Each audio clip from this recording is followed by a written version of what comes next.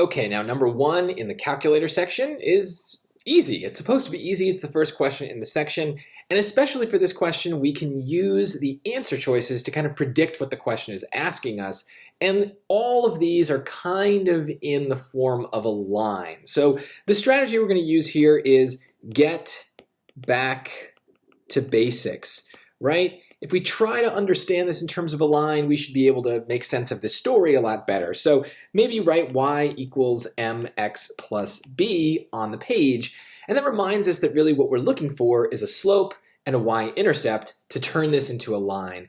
And when we have a story, there are certain key words that match up with these ideas. So when we talk about a slope, we're going to have different kinds of words. We might have words like rate or increase or decrease, depending on the story.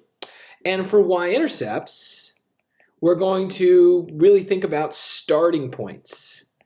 Starting points, that's what a y-intercept is in a story, because we usually don't have any negative numbers. We're usually starting at 0, and that's what a y-intercept is. It starts at 0.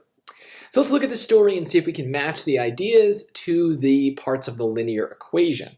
A helicopter initially hovering 40 feet above the ground. Well, initially hovering 40 feet above the ground sounds a lot like a starting point. So my B is probably 40. Begins to gain altitude at a rate of 21 feet per second. Well, they say the word rate, which is really good, but also the way the units are represented, feet per second, that's the way a rate sounds, right? That word per is a rate kind of word, such a trigger in our brains, this idea that we're probably dealing with a slope. So in this case, it's 21, and we can call it x, it doesn't really matter.